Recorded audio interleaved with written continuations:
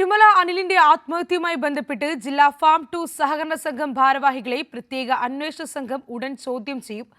നിക്ഷേപക വത്സലയുടെ പരാതിയിലാണ് നടപടി. സഹകരണ സംഘത്തിന്റെ രേഖകളും വിവരങ്ങളും ലഭിച്ച ശേഷം കൂടുതൽ പേരെ ചോദ്യം ചെയ്യാനാണ് പ്രത്യേക അന്വേഷണ സംഘത്തിന്റെ തീരുമാനം.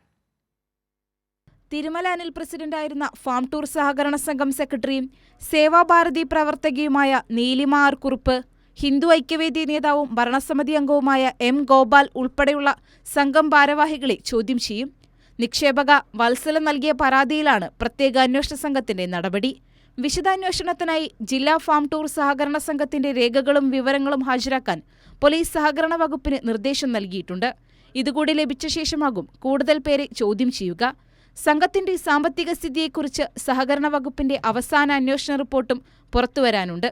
കുടിശ്ശിക അടയ്ക്കാനുള്ള BJP-ക്കാരായ 70 പേരുടെ പട്ടിക അനിൽ മരിക്കുന്നതിനു മുൻപ് തയ്യാറാക്കിയിരുന്നതായി സൂചനയുണ്ട്.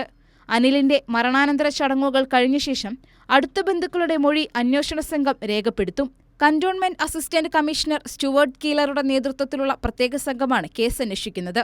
അന്വേഷണം ഊർജിതമാക്കിയതോടെ ഫാം ടൂർ സഹകരണ സംഘത്തിലെ ബാധ്യതകൾ എത്രയും വേഗം തീർക്കാൻ പാർട്ടി നേതാക്കളോടും കൗൺസിലർമാരോടും BJP സംസ്ഥാന നേതൃത്വം ആവശ്യപ്പെട്ടു.